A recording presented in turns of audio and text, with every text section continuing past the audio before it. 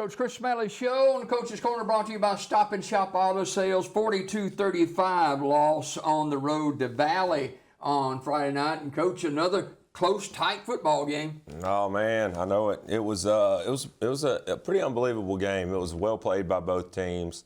Both teams really wanted that win, and unfortunately came up a play or two short.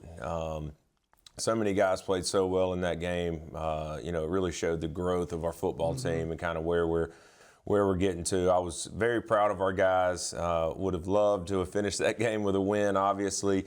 But man, it just shows the growth and kind of where we are as a team and where we feel like what we're capable of week in and week out, because we played a lot of really good football last Friday. Total yardage, the numbers are there that most times you're going to win that football game. Oh yeah, I mean, again, it's kind of been the story of the season. A lot of games where if you just looked at the stat line, you'd think that we would have come out with a win, but have been tough to come by in some of these close games, and they're all region games. Yeah. And man, our region is very, very competitive, top to bottom this year. Definitely more competitive than it has been.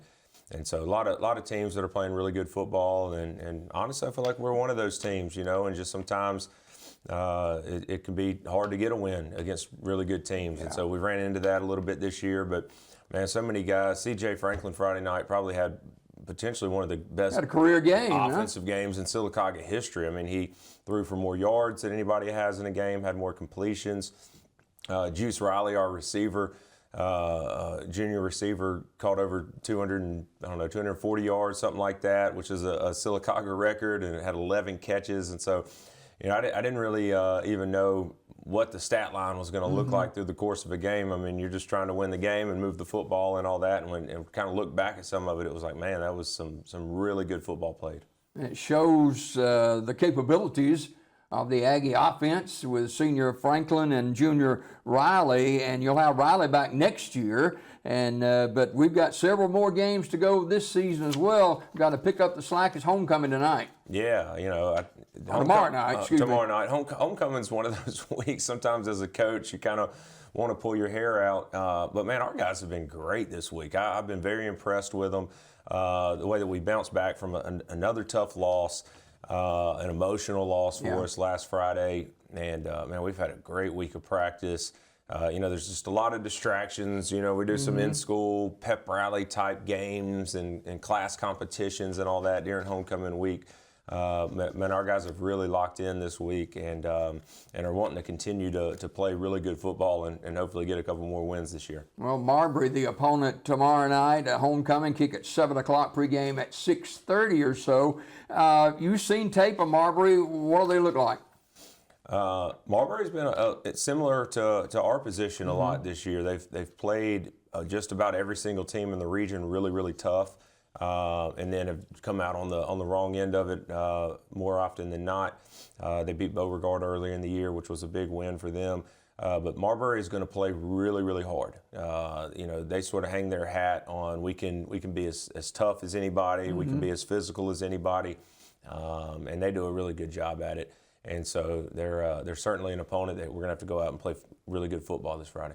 So with the difficult loss last week and a couple of other tight games that you hadn't been able to capitalize on, you've talked about the kids and their practice habits this week.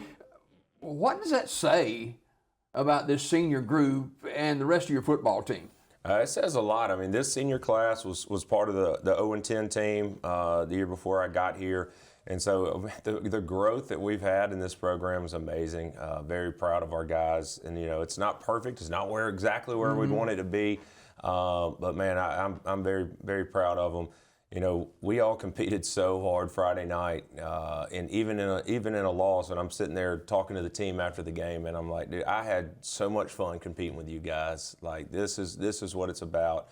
Of course, we wanted to win. It didn't go our way, but just seeing the competitive nature that we played with was a lot of fun. We've come a long way, and very proud of our group. Quickly before we go this morning, a couple of keys to Aggie success tomorrow night, homecoming. Match the physicality. Again, like I said, that's what Marbury's going to hang their hat on. As we can out tough you. Continue to protect the ball on offense. We've been pretty good, limiting turnovers, and then just physical attacking defense. And we've practiced hard this week defensively. We have gotten after it. Been as physical this week at practice as we have all year, and so hopefully that shows up. And next week you have a week off, and that's got to be good for you too. Yeah, hey, always. And so I know we'll kind of limit what we do a little bit next week and have a few days off where we're not practicing at all, and also start gearing up for Elmore County, who we have week 9. And but I think a week off will probably be good for us. I think everybody will be looking forward to it. Chris Smelley, the head football coach at Sylacauga High School. The Aggies homecoming game tomorrow night against Marbury, kick at 7 o'clock. Coach, always a pleasure. Hey, thank you. Coach's Corner continues right after this.